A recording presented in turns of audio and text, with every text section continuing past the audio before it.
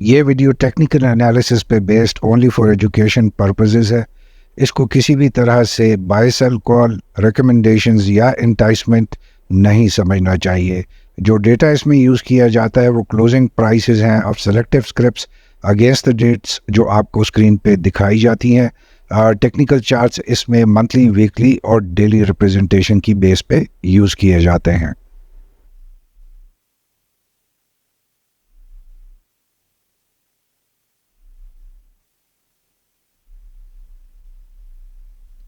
Pace Pakistan Limited, जिसका stock exchange पे trading sign is Pace, was incorporated as a public limited company back in 1995. Primarily जो है ये real estate और commercial development sectors के साथ इंगेज्ड एक कंपनी है, जो कि पहले was a part of first capital group, जिसके बैनर के नीचे ये काम कर रही थी, जो कि उस वक़्त रियल स्टेट, फाइनेंशियल सर्विसेज और मीडिया एंड टेलीकॉम सेक्टर्स के साथ रिलेटेड थी। Pace Pakistan Limited was founded by Salman Taseer, जो लेट गवर्नर पंजाब थे। जैसे हमने WTL में भी बात की थी, तो सेम हम इसी एंगल से आपको पेस पे भी एनालाइज करते हुए नज़र आएंगे कि सलमान तासीर ने जब ये कंपनी फॉर्म की थी उस वक़्त इसके ग्रोथ प्रॉस्पेक्ट्स क्या थे, उस वक़्त ये कितना अच्छा फ्लोट कर रही थी, और फिर उनके जाने के बाद कंपनी ने क्या क्या जो डिफ़िकल्टीज़ हैं और क्या क्या इश्यूज़ फेस करने शुरू किए, और आज इस वक्त ये कंपनी के स्टैंड करती है। अगर पेस के हम फंडामेंटल्स पे एक नज़र डालते हैं तो 25 अक्टूबर को पेस के शेयर्स ने क्लोजिंग हमें दिखाई ₹5.58 के साथ। जो इसका फ्री फ्लोट शेयर है 209 मिलियन शेयर के साथ, एक रीज़नेबल फ्री फ्लोट शेयर है, बट चूँकि एक कंपनी के जो बेसिक फाइनेंशियल फंडामेंटल्स इस वक्त थोड़े से प्रॉब्लम नज़र आते हैं, जिसकी वजह से हम इसकी जो शेयर्स है उसमें अमूमी तौर पर उतनी तेज़ी नहीं देखते, उतनी एक्टिविटी नहीं देखते, जो कि स्टॉक एक्सचेंज में हम दूसरे जो कंपैरेटिव शेयर्स हैं उनकी स्टॉक्स में हम देखते हैं। जो लास्ट इसने पे आउट डिक्लेयर किया था that was 17.5% bonus shares back in 2006। अगर हम इसकी स्ट्रेंथ की बात करते हैं तो जो पेस के शेयर्स हैं बेसिकली ये ट्रेडर्स के लिए एक अट्रैक्टिव वैल्यू रखते हैं, जिसमें हम देखते हैं कि जो डेली ट्रेडिंग के लिहाज से इसको ज़्यादा पसंद किया जाता है क्योंकि इसकी वैल्यू कम है, उसी वजह से इसकी इम्पोर्टेंस को ज़्यादा समझा जाता है। लेकिन अगर आप इसी स्क्रीन पे देखते हैं जो इसकी बुक वैल्यू है या जो इक्विटी टू एसेट का रेशो है, वो आपको माइनस साइन के साथ नेगेटिव फिगर्स में नज़र आएगा। जो इस वक्त इसकी कंपनी की जो फाइनेंशियल आउटलुक है वो आपके सामने बड़े आसानी से आप देख सकते हैं, और बखूबी वो बता रहा है कि कंपनी इस वक्त फाइनेंशियली इश्यूज़ में फंसी हुई है, जिसकी वजह से जो है इसके शेयर्स पे भी हम नेगेटिव इम्पैक्ट जनरेट होता हुआ देख सकते हैं।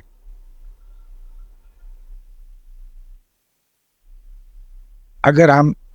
पेस की बिजनेस स्ट्रेटजी को देखते हैं तो बेसिकली चूँकि एक रियल एस्टेट के सेक्टर के साथ एक रिलेटेड कंपनी थी, जहाँ पे हमने इनकी कमर्शियल जो प्रोजेक्ट्स हैं उस पे ज़्यादा फोकस देखा है इन माजी के लिहाज से। अगर हम इनके प्रोमिनेंट प्रोजेक्ट्स की बात करते हैं तो पेस शॉपिंग मॉल्स हैं पाकिस्तान में, जो इस वक्त लाहौर, गुजरांवाला और गुजरात में एग्जिस्ट करते हैं। इसी तरीके से पेस सर्कल है जो लाहौर में एग्जिस्ट करता है, पेस टावर है जो लाहौर की एक अच्छी लोकेशन पे एक बिल्डिंग थी। इसी तरीके से पेस वुडलैंड्स हाउसिंग स्कीम है, जो भी वो भी लाहौर में एग्जिस्ट करती है। और उसके बाद पेस सुपर माल का एक प्रोजेक्ट था जो कि इनका लॉन्च हुआ था। तो ये इनके एक प्रोमिनेंट प्रोजेक्ट्स हैं, जिनमें से कुछ तकमील हो चुके हुए हैं, जो पुराने हैं, जो नए हैं उसमें हम प्रॉब्लम्स देख रहे हैं, जो आगे चल के हम आपके साथ तफसील से डिस्कस करेंगे।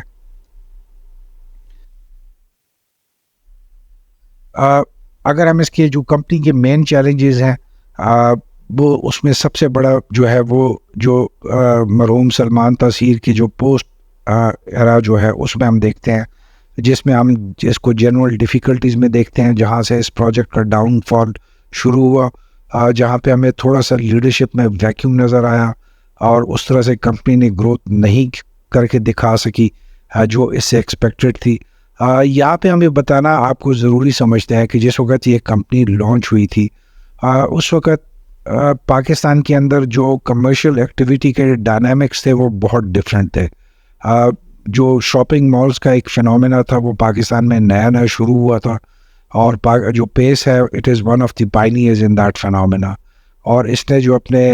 जो शॉपिंग मॉल्स डिज़ाइन करके जो डेवलप किए थे वो उस वक्त एक बहुत बड़ी अट्रैक्शन समझे जाते थे इन द पब्लिक,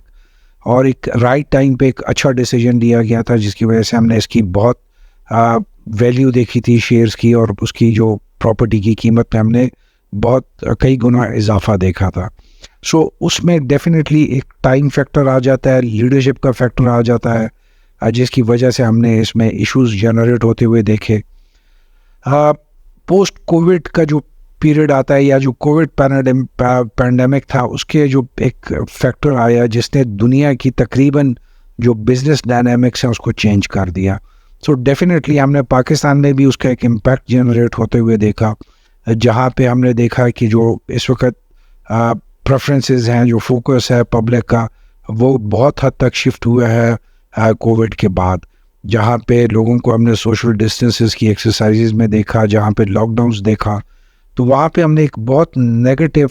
टेंडेंसी देखी जो नए शॉपिंग मॉल्स की जो ग्रोथ थी उसके सिलसिले में। सो डेफिनेटली पेस जो है उसमें भी एक इम्पैक्ट जनरेट हुआ नेगेटिव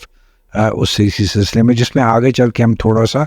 कंक्लूडिंग जो हमारी साइड होती है उस पर जाकर तफसीली जायज़ा लेते हैं। इसके बाद हम देख रहे हैं कि जो एक ओवरऑल रियल स्टेट सेक्टर में एक स्लम्प आया हुआ है, जहाँ पे रियल जो स्टेट है वो परफॉर्म नहीं कर पा रही। जो नई न्यू टैक्स रिजीम इस वक्त इन्फोर्स्ड है पाकिस्तान में और जो बढ़ने जा रही है उसकी वजह से भी लोग रियल स्टेट में बिल्कुल नहीं आना चाहते। सो डेफिनेटली जो वो सारे प्रोजेक्ट्स जो किसी भी एक रियल स्टेट इंफ्रास्ट्रक्चर के साथ रिलेटेड है उसमें हम बहुत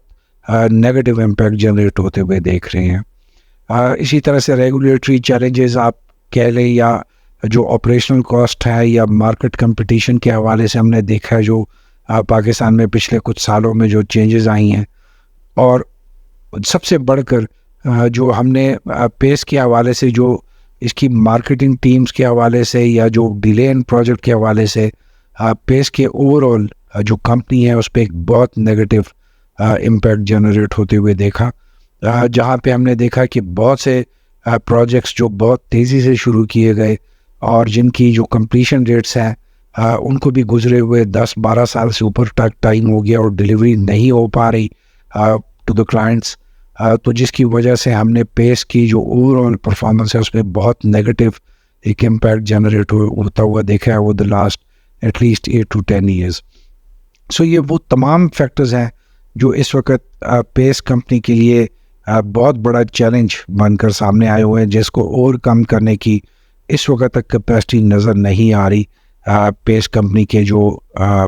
ऑफिशियल्स हैं या जो उसकी लीडरशिप है। अगर हम टेक्निकल चार्ट्स की तरफ देखते हैं तो आप क्लियरली देख सकेंगे कि although from 1st of December अगर आप देखते हैं तो इस वक्त टिल 25th of October जो स्टॉक है ऑफ पेस वो अपवर्ड ट्रेंड में जारी है। लेकिन इसमें हम ये बताना ज़रूरी समझेंगे कि अगर आप टाइम फैक्टर के हवाले से बात करते हैं तो ये जो दरमियान का पीरियड है जिसमें हमने मार्केट में थोड़ी सी मंदी देखी थी, आपको ये शेयर जो है इस ट्रेंड लाइन से नीचे एक को एग्जिस्ट करता हुआ नज़र आएगा। कुछ टाइम के लिए जहाँ पे हमने स्पेकुलेशन बेस्ड इसके शेयर्स में मूवमेंट देखी, वहाँ पे ये जो है ट्रेंड लाइन से ऊपर गया और हमने इसमें तेज़ी का आंसर भी देखा, बट चूँकि वो एक स्पेकुलेशन बेस्ड थी लिहाजा जितनी तेज़ी से शेयर ऊपर गया था उसी तेज़ी से ये वापस अपनी ट्रेंड लाइन के अंदर इस वक्त नज़र आ रहा है आपको।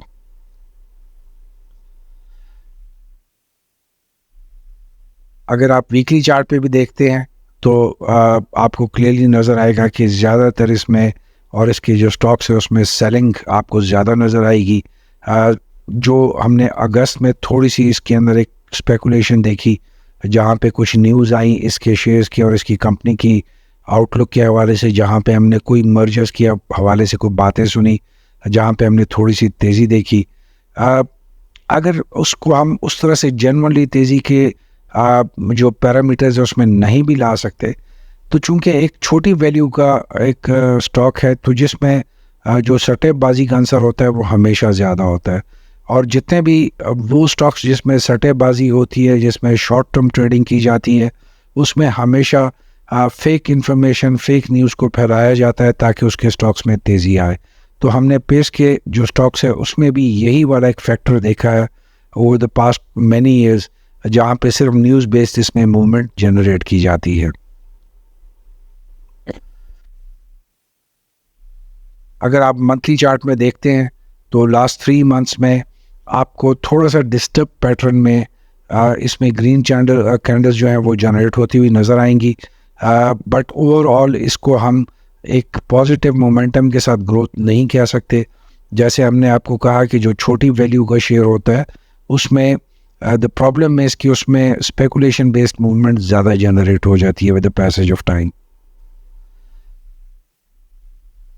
अगर आप देखते हैं प्राइस क्लोजिंग चार्ट में भी तो आप क्लियरली देख सकते हैं कि जहाँ पे इसने तकरीबन सितंबर आपके 10 महीने जो है वो 4 रुपये 50 पैसे के वैल्यू से नीचे में टाइम गुजारा। वहीं पे हमने जब सितंबर में इसकी न्यूज़ देखी, कुछ स्पेकुलेशन देखी, तो वहाँ पे हमने इसके शेयर्स में बहुत तेज़ी देखी और बहुत अच्छे वॉल्यूम्स के साथ इसको अप ट्रेंड में जाते हुए देखा। बट चूंकि एक शॉर्ट लिव्ड लाइफ स्पैन होता है स्पेकुलेशन का और रूमर्स का, तो उसी तेज़ी से हमने इसको बहुत जल्दी वापस आते हुए भी देखा, जहाँ पे अभी तक इसमें छोटी एक्टिविटी जनरेट हो रही है, एंड दैट टू बिकॉज कि जो इस वक्त मार्केट में एक अप ट्रेंड जारी है। अगर लास्ट 30 डेज़ को आप देखते हैं तो आप और भी क्लियरली देख सकते हैं कि जहाँ पे हमने ऑन 25 ऑफ सितंबर इसमें एक डाउन ट्रेंड की हमने आगाज़ देखा था, उसमें हमने थोड़ी सी एक्टिविटी देखी, जहाँ पे ये जो है 1 से 1.5 रुपए की इसने गेन दिखाई। बट चूंकि इसमें उतनी स्ट्रेंथ नहीं है शेयर में, तो जितनी तेज़ी से हमें ये गेन दिखाता है उतनी तेज़ी से हमें ये डाउन ट्रेंड में वापसी का सफ़र भी करते हुए दिखाता है। ऑल्दो कि अगर हम ये बात करें कि जो सेकंड वीक है ऑफ अक्टूबर वहाँ से कंसोलिडेशन में चल रहा है, तो ये गलत नहीं होगा, क्योंकि जितनी इसकी छोटी प्राइस रेंज है उसमें आप इसकी मूवमेंट को उतना आसानी से प्लेस नहीं कर सकते इन द अप ट्रेंड और इन द लो ट्रेंड, चूँकि वॉल्यूम इसके ज़्यादा जनरेट होते हैं because of the price factor. तो उसमें आप इसको ये नहीं कह सकते कि इस वक्त एक positive trend in the true sense इसके शेयर्स में इस वक्त देखा जा रहा है। पैराबोलिक चार्ट में it is the same picture, जहाँ पे आपको इसमें 4 अक्टूबर को थोड़ी सी तेज़ी नज़र आई, जहाँ पे इसने 6 रुपये 25 पैसे 6 रुपये 27 पैसे को लेवल को टच किया, बट वो एक आध एक दिन की एक्टिविटी होती है और उसके बाद से आप उसी तेज़ी से इसमें डाउनफॉल देखते हैं, जो कि अभी तक आपको नज़र आएगा कि जो लास्ट इसने क्लोजिंग दी है वो भी 6 रुपये से नीचे 5 रुपये 82 पैसे के आसपास इसने दिखाई है।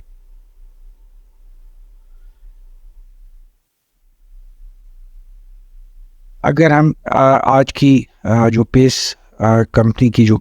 वीडियो है उसको कंक्लूड करेंगे, तो इसकी जो बेसिक प्रॉब्लम्स हैं वो बेसिकली ये हैं कि एक इसकी लीडरशिप क्राइसिस चल रही है, दूसरा जहाँ पे हम देख रहे हैं कि ऑलरेडी एक रैपिड अर्बनाइजेशन हो रही है, जहाँ पे हम बहुत ज़्यादा लोगों को शहरों की तरफ मुंतकिल होता हुआ देख रहे हैं, बट वहीं पे हम देख रहे हैं कि जो डिजिटल प्लेटफॉर्म्स हैं, जो ऑनलाइन एक्टिविटी है, उसमें कई गुना तेज़ी से इजाफा होता हुआ देख रहे हैं। तो इस वक्त हम ओवरऑल जो एक सेंटिमेंट देख रहे हैं आवाम में, तो शॉपिंग मॉल्स की जो आपको ज़्यादातर जो ऑक्यूपेंसी है वो आपको वेकेंट नज़र आ रही है। उसकी वजह ये है कि लोग अपने जो एक्सपेंडिचर कॉस्ट है उसको कम करने के लिए ज़्यादा ऑनलाइन पे कन्वर्ट हो रहे हैं। फिर जो टैक्सेस की हम नई एक रिजीम देख रहे हैं पाकिस्तान में आते हुए, तो डेफिनेटली जब आप एक बिजनेस का या ऑफिस की एक साइट को ऑक्यूपाई करते हैं तो आप अपनी फिजिकल प्रेजेंस देते हैं, जिसकी वजह से आप टैक्स नेट के अंदर आ जाते हैं। तो उससे बचने के लिए भी लोग इस वक्त ऑनलाइन एक्टिविटी की तरफ बहुत ज़्यादा जा रहे हैं। तो जहाँ पे हम जो बेसिक एक रिएक्शन देख रहे हैं कि लोग जो कमर्शियल प्रोजेक्ट्स हैं उसमें कम तवज्जो दे रहे हैं। इसके अलावा जो हम रियल एस्टेट में एक स्लम्प देख रहे हैं, कंस्ट्रक्शन सेक्टर में हम एक स्लम्प देख रहे हैं, वो भी एक फैक्टर है पेस की इस वक्त थोड़ा सा अंडर प्रेशर होने के सिलसिले में। चूँकि इस वक्त टूरिज़म पाकिस्तान में उस लेवल का नहीं हो पा रहा जहाँ पे हम होटल्स में और जो उस तरह की B&B टाइप की जो फैसिलिटीज़ हैं उसमें हम ज़्यादा एक्टिविटी देख पाएँ, तो लिहाजा जो पेस की तरह के जो प्रोजेक्ट्स होते हैं वो डेफिनेटली अंडर प्रेशर आते हैं अंडर द प्रिवेलिंग सर्कमस्टांसेस। तो ये तमाम वो फैक्टर्स हैं जो कि मिलकर पेस के जो शेयर्स हैं दैट द स्टॉक एक्सचेंज उसको अंडर प्रेशर करते हैं, जहाँ पे हम उसको प्राइस रेंज को बढ़ाते हुए नहीं देख पाते। और दो कि हमने उसकी पॉजिटिव रेटिंग्स भी देखी पाकरा की तरफ से, जहाँ पे उनकी रेटिंग्स को बरकरार भी रखा गया, अपग्रेड भी किया गया, बट चूँकि एक बेसिक स्क्रिप्ट में वो स्ट्रेंथ नहीं है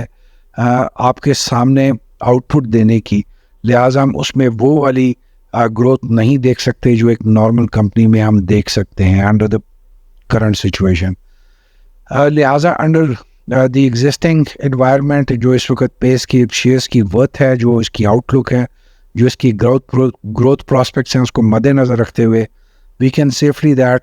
say that it is only recommended for day trading, scalping purposes only. इसको आप long term, medium term, short term investment के पॉइंट ऑफ व्यू से प्लीज़ ना देखें। इसको आप सिर्फ डे ट्रेडिंग के हवाले से आप देख सकते हैं, जो इसमें थोड़ी सी एक्टिविटी एक जनरेट होती है, ऑल दो कि वो भी इतनी नहीं है कि जो आपको फ़ायदा दे सके, बट अगर आप फिर भी अपनी एक्सरसाइज करना चाहते हैं तो only go for the day trading, nothing beyond that.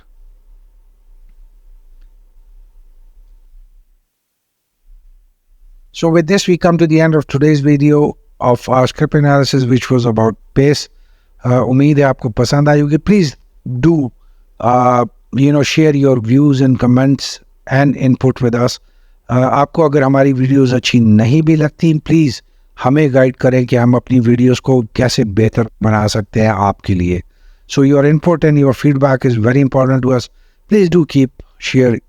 your views and input with us. We shall be grateful to you for that. So thanking you till the time we meet again. Keep smiling, stay happy,